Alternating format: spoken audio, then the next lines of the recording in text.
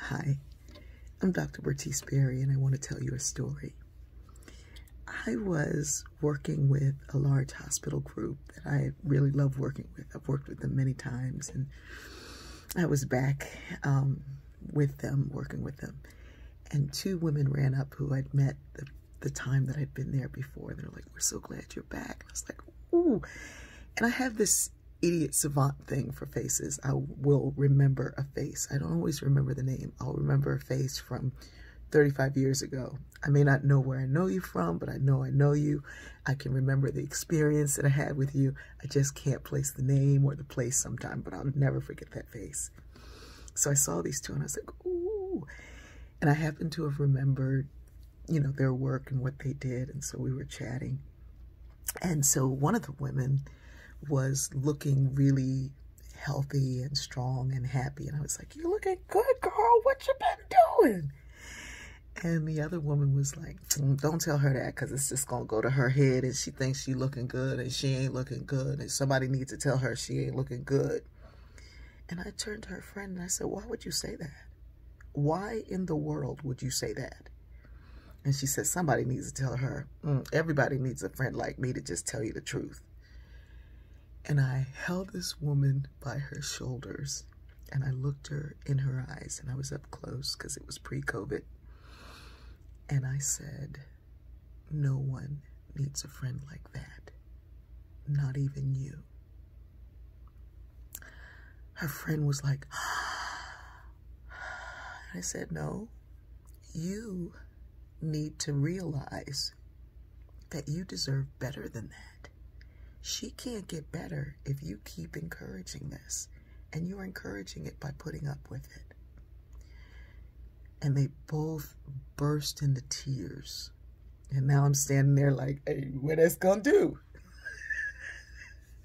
We hugged it out and talked it out, and I told them, you know, real quickly in a short period of quiet time, that when you're hurt, it spreads.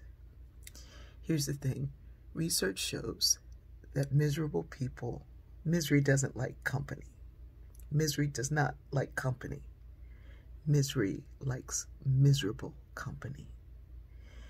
And if it can't find it, it will create it. Misery likes miserable company. There are times when we think we're doing someone a service by telling them their truth. And if it's not done in love, then I don't know what kind of service it is. And if their truth is not hurting you, you might want to ask yourself, why does it bother you?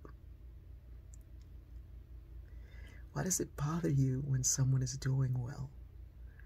Why does it bother you when someone is shining? Why does it bother you when someone seems happy?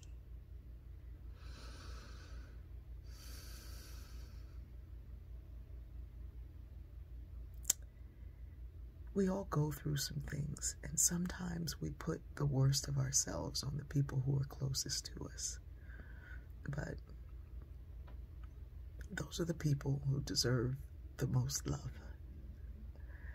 They deserve the best of us, the joy from us, the light of us. They deserve our heart. Because you do too.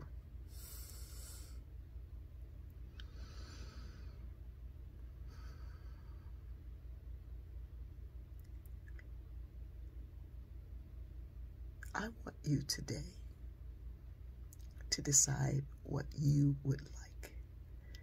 Sometimes we end up with the folks we end up with, the circle we're in, the people we're in, because that's what came. I know when I was younger, I dated people who liked me. The guy liked me. Why are you dating him? Because he liked me. He picked me.